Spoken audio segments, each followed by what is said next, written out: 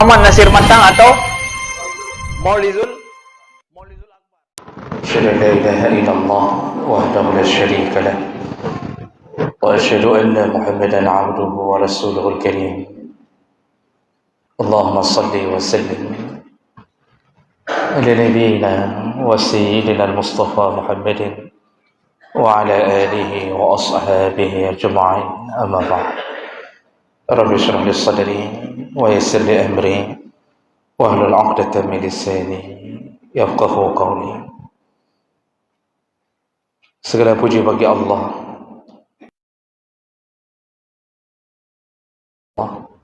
pada keluarga dan seluruh sahabat-sahabatnya yang Allah muliakan, insyaAllah. Bapak-bapak, ibu yang menyempatkan waktu berhadir karena Allah, mudah-mudahan Allah balas dengan surganya, insyaAllah.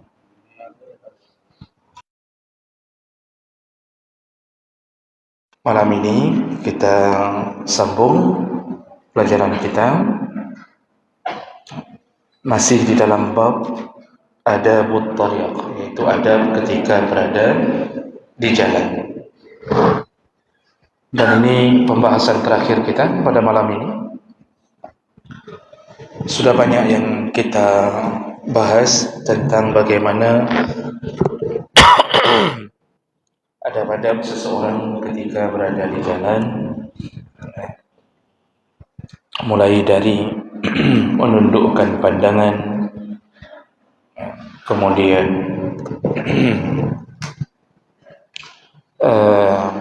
menahan diri dari menjawab salam, melakukan amar ma'ruf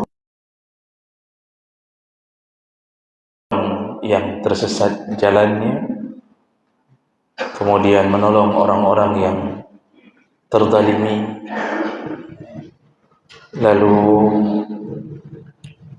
yang terakhir yang kemarin kita bahas di pertemuan yang lalu adalah jangan melakukan hal-hal yang melawan adat kebiasaan ini.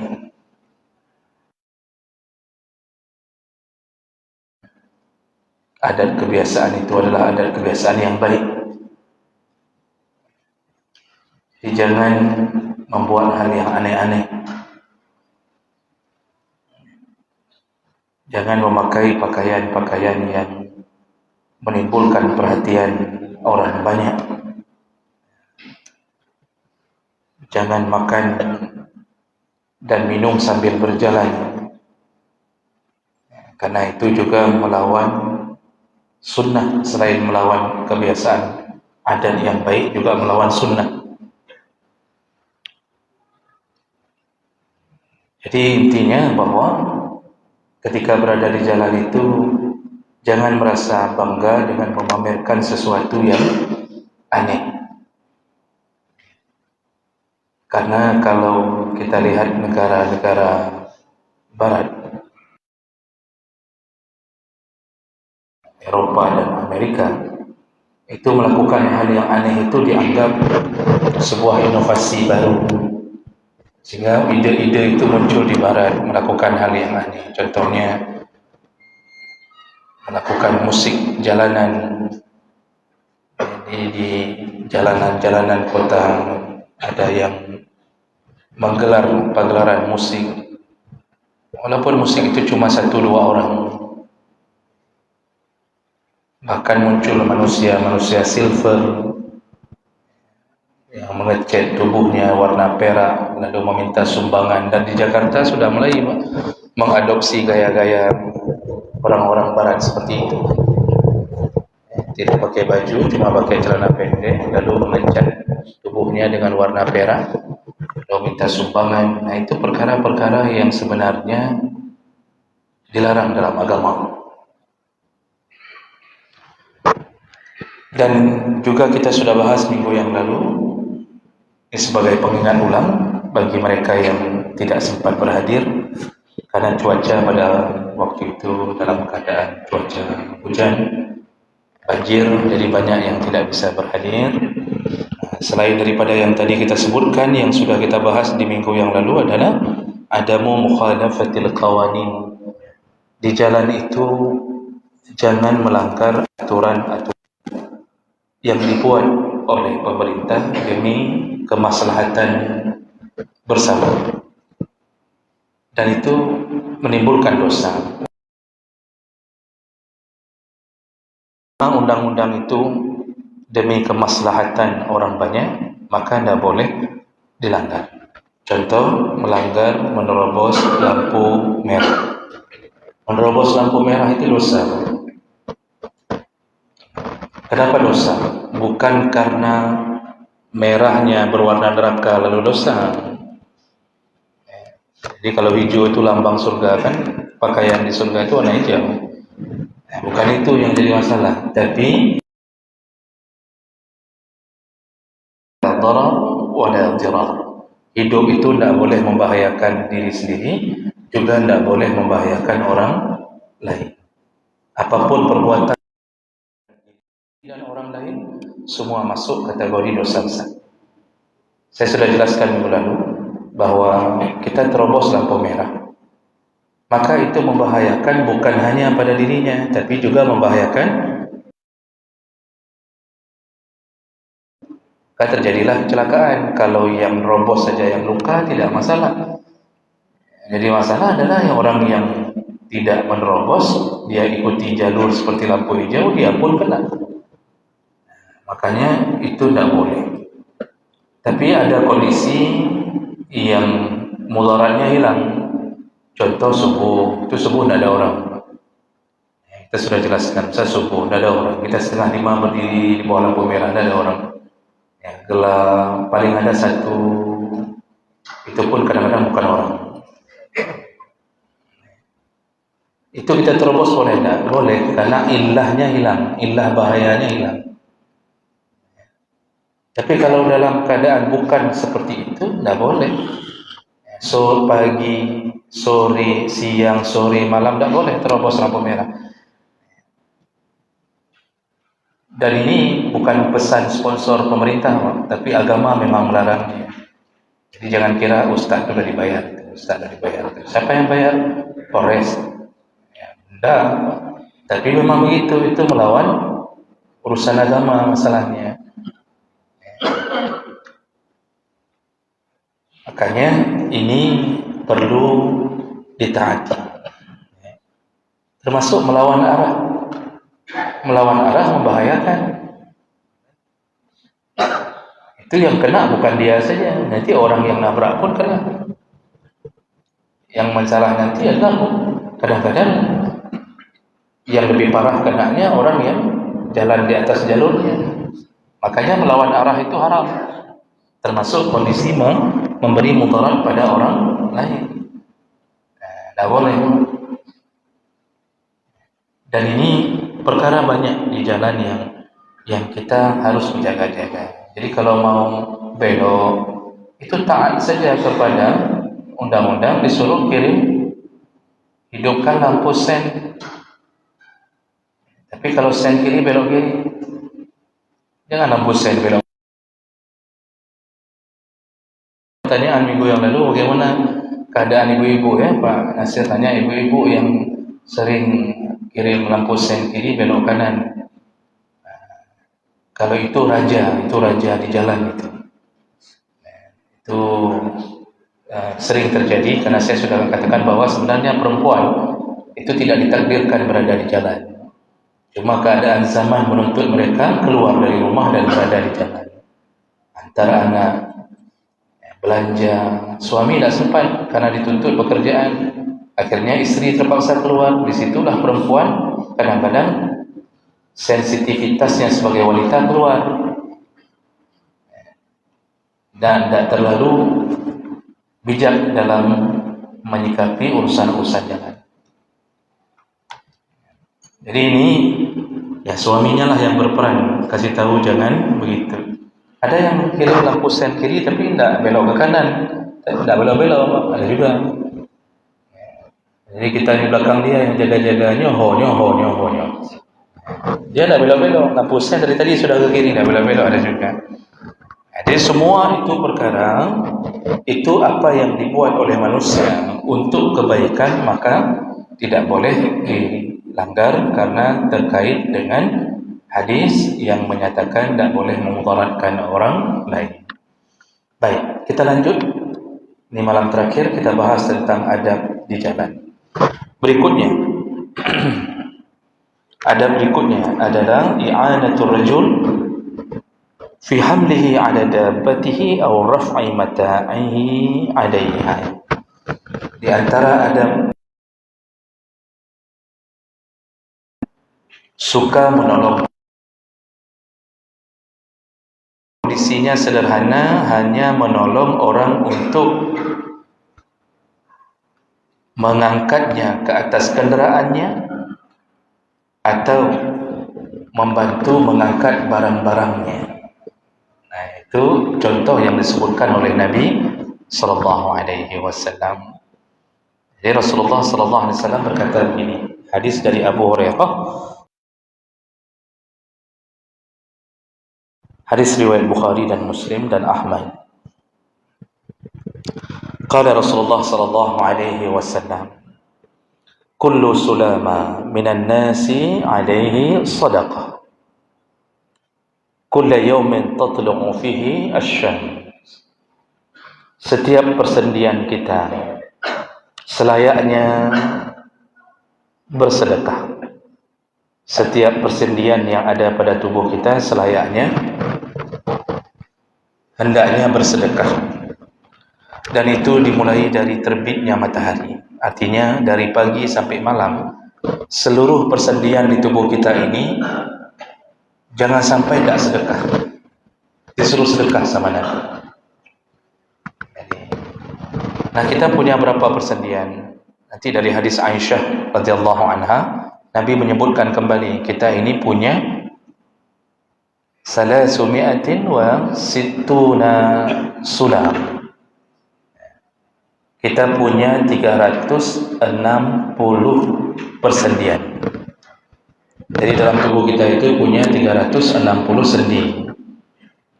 Dan Nabi mengatakan itu tanpa melakukan ronsen, tanpa melakukan sebuah penelitian. Yang kasih tahu Allah melalui malaikat, dalam tubuh kita ada 360 sendi. Dan ternyata dokter-dokter, para ahli menyatakan kebenarannya, dan itu adalah mukjizat Nabi sebagai seorang Nabi yang benar. Jadi Nabi mengetahui sesuatu dari Allah yang menciptakan, tentu yang pencipta yang paling tahu berapa jumlah persendian yang ada di kita.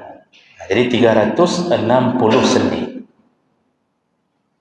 Sebenarnya hal-hal begini sudah cukup bagi seorang yang berilmu untuk menyatakan rasa syukur dan taatnya kepada Allah Subhanahu wa taala. Jadi 360 sendi inilah yang disuruh setiap hari bersedekah. Dari ujung ubun-ubun kepala sampai ujung kaki disuruh sedekah. Selama ini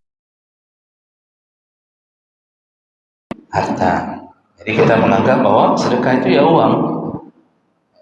Kasih celengan masjid, kasih fakir, kasih miskin, ya uang lah bentuk sedekah. Ternyata dengan rahmat dari Allah, kita seorang mukmin tidak hanya dianggap bersedekah dengan uang, kita juga dianggap bersedekah dengan pergerakan tubuh kita. Caranya bagaimana? Nah, Nabi sambung.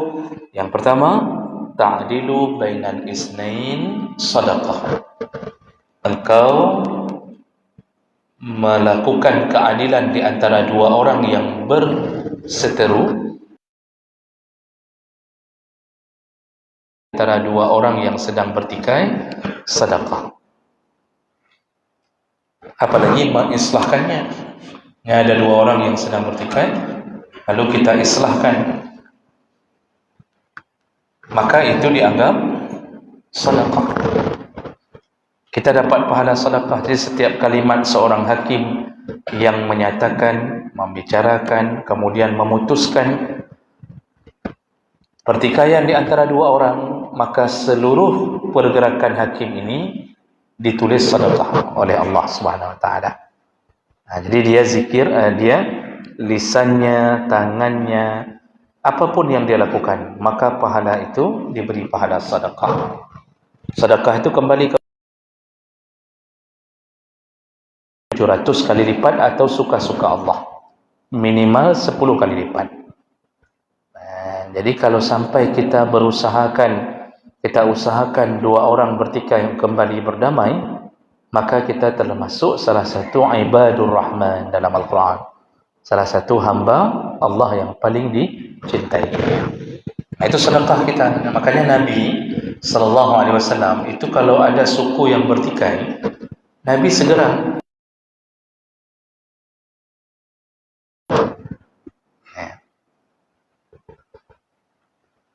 kalau seandainya mendamaikan orang, memutuskan perkara dengan maka memutuskan kehidupan antara dua orang bersaudara, maka dia mendapatkan dosa besar. Menjadi pengadu domba yang membuat orang tercerai-berai, itu dosa besar. Menjadi provokator, buat orang saling benci, itu dosa besar. Hari ini dosa yang paling mudah dilakukan orang menjadi buzzer. Jadi dia membuat sebuah opini-opini tentang seseorang sehingga orang benci kepada fulan, atau ditugaskan untuk menjawab hal-hal yang tidak sebenarnya. Ini berapa dosa yang sudah dia lakukan. Nah, jadi hati-hati mencerai-beraikan orang yang sedang berdamai menjadi bermusuhan. Lalu Nabi sambung. Nah, di sini Nabi kemudian mengatakan juga dianggap sedekah wa tu'inur rajul fi dabbatihi fatahmiluhu 'alaiha. Engkau telah bersedekah kalau engkau menaikkan orang ke atas kenderaannya. Engkau naikkan orang ke atas kenderaannya. Ada yang tidak bisa naik mobil, lalu kita angkat ke atas mobil, itu sedekah.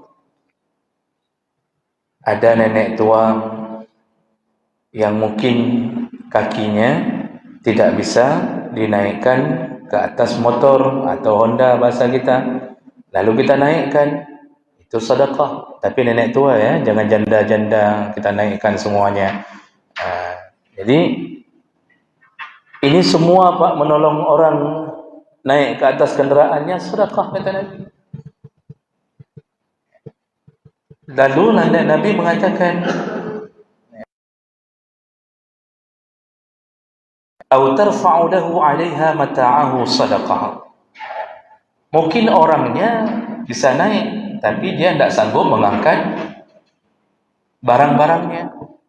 Tak sanggup angkat barang. Lalu kita bantu, kita berhenti sebentar, kita bantu di jalan, kita angkat barangnya ke atas kenderaannya, itu sedekah. Dan ini kadang-kadang terjadi, ada orang yang dengan sepeda tidak sanggup mendaki, misal pulang dari arah Mon Gedung, pulang naik ke atas jembatan sepedanya, kita pegang barangnya sampai dia berada di atas jembatan, itu sedekah. Setiap tapak kaki dihitung sedekah sampai dia bisa kembali naik. Masya Allah, itu orang baik. Orang begitu itu orang yang dicintai Allah. Jadi kita selamatkan orang. Setelah kita dorong, kita kembali, ternyata motor kita yang hilang. Kapan dosi? Makanya sebelum dorong orang, kunci dulu motor kita di samping. Ini dorong motor orang, motor sendiri hilang. Jadi semua pekerjaan yang itu sedekah. Menyeberangkan orang, kita seberangkan orang, Pak, yang Masya Allah lalu lintas luar biasa, mungkin anak-anak, mungkin orang tua, kita bantu untuk menyeberang, itu sedekah. Ada nenek-nenek berhenti di trotoar, lalu langsung kita seberangkan. Sampai di seberang dia marah-marah. Kenapa? Ternyata dia tidak mau diseberangkan. Kita aja yang kelewatan. Maunya kan tanya dulu, nah nejak nih, mau kemana, oh mau diseberang, baru seberangkan. Kita kadang-kadang karena setelah mendengar pengajian, saking semangatnya kita seberangkan orang, ternyata orang itu tidak mau diseberangkan, dia cuma berdiri aja di trotoar menikmati jalan. Nah, kita berarti ada sedikit bangai-bangainya juga. Tanya dulu, oh boleh, oh ya. Tapi intinya yang selama ini kita lakukan, menolong orang di jalan, itu semuanya pahala. Jadi bukan hanya sekedar sosial karena kemanusiaan, enggak. Orang mukmin itu, kata Rasulullah, ajaban li amril mukmin. Ajaib kali hidup sebagai seorang mukmin. Ajaib sekali. Kenapa ajaib? Semuanya dihitung pahala. Tapi orang kafir, sebaik-baiknya, kalau mati dalam kekafirannya, tidak ada satu pun dihitung. Senyum pun tidak jadi pahala. Mukmin hanya gara-gara percaya Allah sebagai Tuhan kita, Muhammad sebagai Nabi kita, semua yang terjadi padanya, apalagi sampai menolong orang, itu pahala semua. Itu hanya dimiliki oleh seorang mukmin, tidak dimiliki oleh kafir. Senyum bisa jadi sedekah, merubah wajah, kan sudah pernah kita katakan, merubah wajah dari cemberut menjadi riang demi menyambut tamu, itu perubahan pada wajah yang kita paksakan, itu sedekah, itu pahalanya besar. Kata Rasulullah, la tahtakiranna minal ma'rufi syai'an, jangan engkau remehkan amalan baikmu walaupun kecil, hatta walau an talqa akhaka biwajhin talib, walaupun demi menjumpai temanmu. Jadi supaya teman itu tidak, tamu dan teman itu tidak enak, jangan sampai tidak enak ketika ketemu kita, kita rubah wajah kita, padahal kita banyak masalah. Itu pun Masya Allah, itu ternyata jadi amal saleh. Dan di sini menolong orang adalah salah satu amal saleh yang bisa dilakukan kalau kita berada di jalan. Maka lakukan apa yang bisa, Bapak Ibu. Pikirkan apa yang bisa kita lakukan untuk menumpuk amal saleh sebelum meninggal. Karena hari ini grup-grup WA setiap hari dipenuhi dengan kalimat inna lillah, telah meninggal, telah meninggal, telah meninggal. Kalau kita lihat sahabat kita meninggal di umur-umur muda, bahkan kemarin salah satu guru kita, Imam Masjid Tengku Ishaq, itu telah meninggalkan kita. Padahal enggak, umur masih lumayan, masih muda, tapi meninggalkan kita. Mungkin besoknya saya, besok bapak, itu. Enggak mesti rambut beruban. Saya lakukan. Mudah-mudahan Allah Subhanahu wa taala ketika kita lakukan berharap ridha Allah, mudah-mudahan itu menjadi amal yang diambil Allah untuk menjadi alasan masuknya kita ke surga. Mungkin kita ada dosa, mungkin kita ada kesalahan, tapi Rahman dan Rahim Allah itu memenuhi langit dan bumi.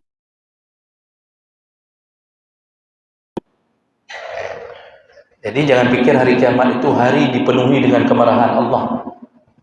Dalam hadis disebutkan Rahman Rahim Allah penuh, sampai-sampai iblis mengatakan bahwa dia seakan-akan merasa bahwa dia pun akan diampuni Allah.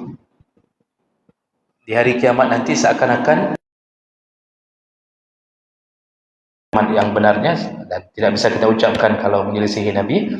Jadi iblis itu sampai mengira bahwa dia pun akan diampunkan Allah.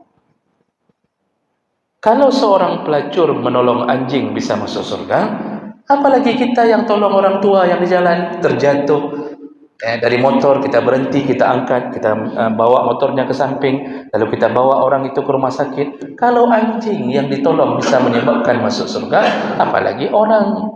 Rasulullah mengatakan fi kulli kabidin ratabatin ajrun. Dalam hadis masalah pelacur dan anjing tadi, di ujung hadis Rasulullah mengatakan fi kulli kabidin, dalam setiap hati, kabid, dalam setiap hati yang basah, ajrun, pasti ada pahala. Maksudnya orang makhluk yang engkau tolong dan dia punya hati yang basah, ada hatinya, ada perasaannya, pasti menyebabkan pahala. Nanti orang tua yang sudah kita tolong itu, dia walaupun mungkin tidak keluar basa-basi, tapi Allah sudah catat. Allah tidak nunggu basa-basi. Nanti kan ada orang yang mengatakan terima kasih nak terima kasih nak ayah, masya Allah. Kalau kita kan sesama mukmin, kalimat paling bagus yang keluar bukan terima kasih, tetapi kata Rasulullah, ucapkanlah jazakumullah khairan. Semoga Allah membalas kebaikanmu. Faqad balaghas sana. Orang yang mengucapkan itu, itulah sebaik-baik ucapan terima kasih.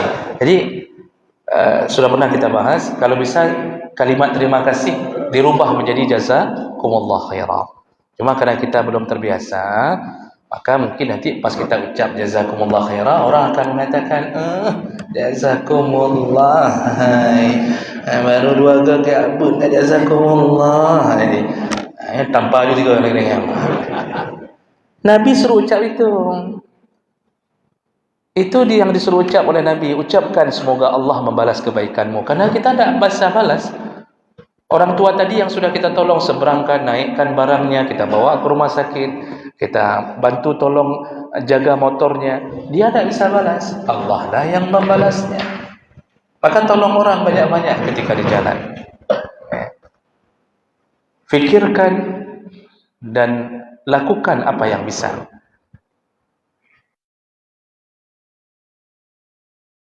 Orang yang kehabisan bensin, kehabisan, sekarang bukan lagi bensin, sekarang pertalite, kehabisan pertalite, dia dorong mama-mama, nenek-nenek, mama-mama, didorong, anaknya di belakang ikut mamanya.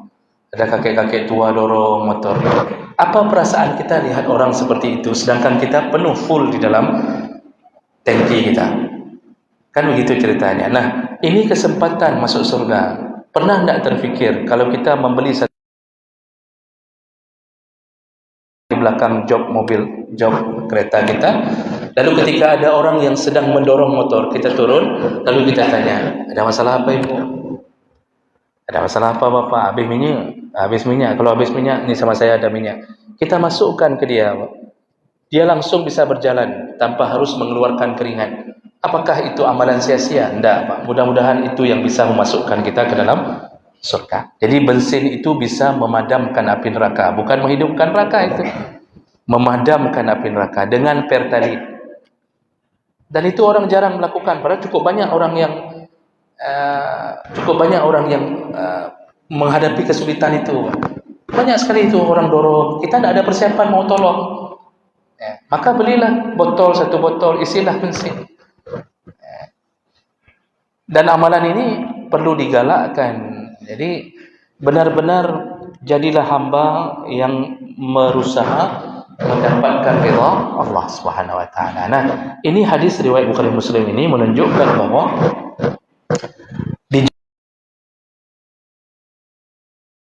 kalau kita sudah menolong orang dengan berbagai cara, apa yang kita dapatkan, Pak? Yang pertama, janji Allah, kita dapat pahala sedekah. Ini yang saya hitung tadi. Kita dapat pahala sedekah. Yang kedua, kita dapat apa? Kita akan ditolong Allah di hari yang lain dengan kasus yang berbeda, dengan orang yang berbeda. Nabi yang mengatakannya, Rasulullah mengatakan, wa kana Allah wallahu bi'auni akhi. Allah akan senantiasa siap sedia menolong hamba yang hamba itu masih terus berusaha menolong saudaranya. Hari ini kita tolong orang tua. Nanti satu saat kita mungkin macet di tengah hutan menuju ke Gunung Salak. Jangan tanya ngapain. Yang penting macet motor kita atau macet mobil kita. Dulu waktu di kota, waktu kita aman, kita tolong-tolong orang. Dijamin pasti ada yang Allah kirimkan untuk kita berhenti lalu tanya, ada apa Pak? Ini motor entah bagaimana ceritanya, apakah habis bateri segala macam. Lalu orang itu berhenti, apa yang bisa saya tolong? Kemudian dia dekatkan motornya, atau dia dekatkan mobilnya, dia pancing bateri kita. Atau kalau kita tidak ada minyak, dia akan mengatakan sebentar Pak, biar saya beli, Bapak tunggu sebentar, tenang saja di sini. Jadi itu semua terjadi kenapa, Pak? Dulu kita pernah tolong orang, maka tunggu janji Allah, suatu saat Allah akan tolong kita dengan keadaan yang sama. Itu janji Nabi dalam hadis Qudsi. Allah akan tolong seorang hamba selama hamba itu masih punya perasaan menolong sesamanya. Jadi salah satu rahasia untuk mendapatkan pertolongan Allah adalah sering-sering tolong orang. InsyaAllah aman kita, pasti ditolong Allah. Nah, itu yang kedua yang kita dapatkan. Yang ketiga kita dapat apa? Kalau kita sering tolong orang di jalan. Yang ketiga kita akan dapatkan pertolongan di akhirat. Nah, jadi bukan hanya di dunia, di akhirat disambung Allah. Itu berdasarkan juga janji dari Nabi SAW. Apa kata Rasulullah? Man naffasa an mu'minin qurbatan min kurabid dunya, nafasallahu anhu qurbatan min kurabati.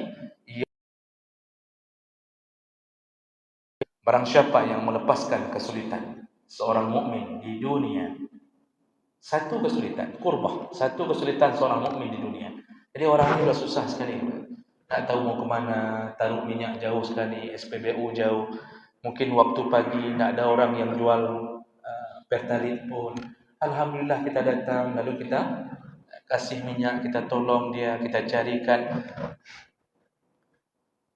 Rasulullah mengatakan siapa yang pernah memudahkan, melepaskan kesulitan seorang mukmin di dunia, maka Allah akan lepaskan kesulitannya di akhirat dengan berbagai kesulitan hari kiamat. Kita di dunia kalau kita punya kesulitan, Pak, itu ada yang tolong. Tapi di hari kiamat tidak ada yang tolong kecuali dengan izin Allah. Yauma la tanfa'u syafa'atu syafi'in. Tidak ada manfaat orang yang bisa memberi syafaat kecuali diizinkan syafaat itu oleh Allah. Dan salah satu penolong kita yang paling hebat di akhirat hanya amal saleh. Isteri di mana? Isteri tidak tahu di mana. Anak di mana? Tidak tahu. Yang dulu kita bela-bela, kita sebutkan sampai nomor-nomornya kita sebutkan, Pak. Antara 1, 2, 3, di mana mereka ketika hari kiamat? Tidak ada yang datang membela kita. Walaupun di dunia kita habiskan harta untuk menempelkan fotonya di spanduk-spanduk, kita sanjung sana, sanjung sini. Di akhirat, deglang, degeroh, hana sabantu. Siapa yang tolong? Amal soleh. Mana dia? Itu yang pernah nolong-nolong orang itu. Kembali datang, dinampakkan Allah. Maka Allah akan buat semakin banyak kita tolong orang di dunia, maka semakin banyak pertolongan Allah di akhirat. Di akhirat itu dahsyat. Berdiri di padang mahsyar 50.000 tahun, tidak pakai tolong, Allah lepaskan. Jadi dia tidak berkeringat, matahari tidak membakarnya. Orang yang suka menolong orang. Nah, maka sebelum meninggal banyak-banyak yang Allah beri di akhirat. Kenapa? Karena Allah paling cinta kepada orang yang suka menolong orang lain. Makanya Rasulullah menyebutkan dalam hadis riwayat Tabrani, wala an amshi ma'a akhi fi hajatin, aku keluar dari rumah untuk menyelesaikan hajat keperluan saudaraku, seorang saudaraku, ahabbu ilayya min an a'takifa fi hadzal masjid, yakni Masjidin Nabawi, syahran. Aku keluar dari rumah menolong seorang hamba yang mukmin, lebih kusukai amal itu daripada i'tikaf di Masjid Nabi sebulan. Sebulan iktikaf di Masjid Nabi kalah pahala dengan menolong orang. Itu yang perlu kita fahami betul. Jadi kita akan disibukkan dengan umrah, Pak. Umrah itu 12 hari, Pak. Tidak sebulan. Itu pun tidak terus-terusan iktikaf. Di hotel tidur. Paling datang waktu salat 5 waktu. Setelah itu ziarah sana, ziarah sini. Harus pindah ke Makkah. Tapi orang iktikaf di Masjid Nabi sebulan. 1 kali solat, 1000 kali solat di masjid yang lain. Iktikaf sebulan bukan hanya solat. 24 jam di situ. Pahala sebulan, Masya Allah. Tapi pahala itu kalah dengan menolong kesulitan hidup orang. Maka sering-sering tolong orang. Mudah-mudahan Allah Subhanahu Wa Taala memasukkan kita golongan yang mudah tangan, ringan tangan untuk menolong orang. Nah, itu baik janji-janji Nabi. Baik, saya berhenti di sini. Ada waktu sedikit. Silakan.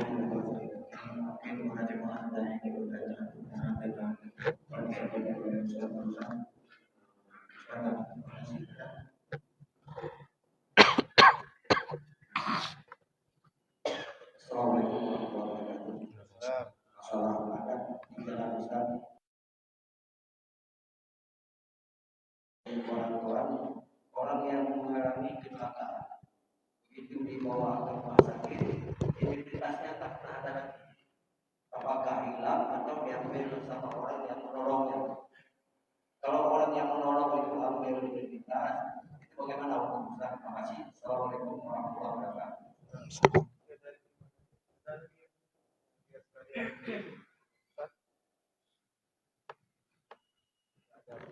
Ya, silakan.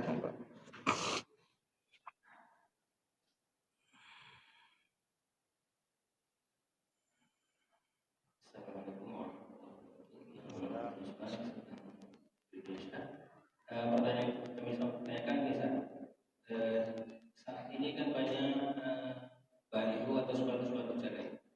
Kadang-kala itu dipasang sembarangan yang bertikungan belokan itu sampai tidak nampak. Apakah spanduk itu maksudnya siapa yang berusaha, yang pasangkah atau yang nyuruh? Terima kasih. Waalaikumsalam warahmatullahi wabarakatuh. Baik, saya rasa cukup dua karena waktu kita. Yang pertama, ketika orang kecelakaan lalu identitasnya hilang. Nah, hilang ini apakah karena diambil untuk dihilangkan atau diambil untuk diselamatkan? Jadi tergantung niat dari orang yang ambil. Kalau orang mengambil dompet orang yang kecelakaan dengan tujuan menyelamatkannya agar tidak diambil oleh orang lain, maka itu perkara yang membuat munculnya pahala. Jadi dia pegang dompet itu karena dia tahu dirinya amanah, takut diambil orang. Seandainya mengambil barang orang yang kecelakaan demi mengambil manfaat darinya sehingga merugikan orang yang mendapatkan kecelakaan, dia telah melakukan kezaliman. Jadi sudah menzalimi orang dengan menghilangkan identitas. Bahkan kalau sampai terambil barang-barang, maka orang-orang yang ambil itu dianggap pencuri. Dan itu dosa besar. Dosanya bercampur dengan dosa khianat. Orang sedang celaka, tapi kita tega hurung pakai, ketabrak, yang kita tidak tolong, tapi kita ambil dompetnya. Adakah bahasa yang lebih halus daripada palis? Tidak ada. Hanapah adalah ini.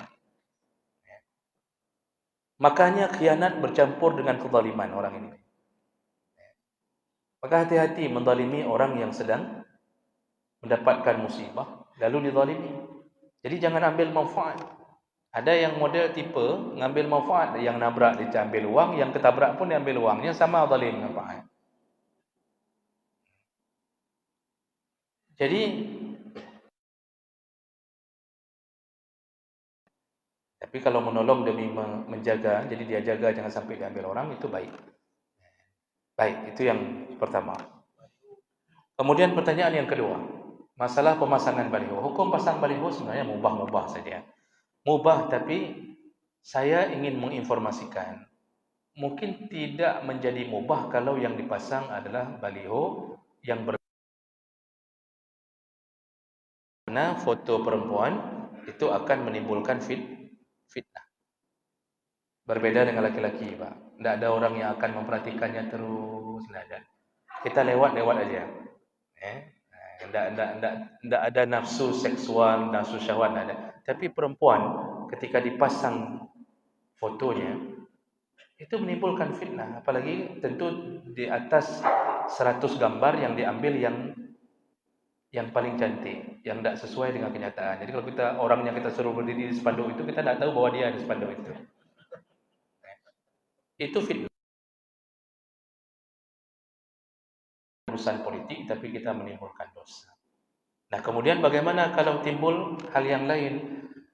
Spanduk sudah sampai menutupi jalan di persimpangan sehingga kita tidak tahu ya, ada orang yang belok atau bisa menyebabkan kecelakaan. Ya tentu saja itu berdosa, dan dosanya ditanggung siapa? Tergantung, Pak. Kalau orang yang ada di foto itu mengatakan kapasang Mbak simpang, pasang di simpang, maka yang punya foto tanggung jawab. Tapi kalau yang punya foto tidak mengatakan itu, tetapi orang yang pasang asal-asalan, maka yang tanggung jawab hanya yang pasang. Dan sepertinya yang selama ini terjadi, orang pasang yang bermasalah. Orang yang difoto itu tidak tahu di mana dipasang. Yang penting nyompat jokpeng, nyompat napeng luar tu ripe kapasang dumho kapasang, apa yang galak. Maka galak-galaklah orang yang pasang. Di mana-mana dipasangnya terus. Apalagi orang yang kita suruh pasang sampai mengganggu orang, itu dosa. Ingat kembali bahwa setiap kesulitan yang dihadapi seorang mukmin dan itu hasil ciptaan orang, tetap dosa. Makanya tidak boleh baliho mengganggu orang. Kalau hanya sekedar pasang saja tidak masalah. Cuma seperti saya sebutkan tadi, kalau bisa hindarilah timbulnya fitnah di atas sebuah gambar atau foto. Baik, kira-kira begitu. InsyaAllah kita ketemu kembali di pertemuan yang akan datang dengan judul yang baru insyaAllah. Demikian, subhanakallahumma bihamdik, asyhadu an la ilaha illa anta, astaghfiruka wa atubu ilaik. Wassalamualaikum warahmatullahi wabarakatuh.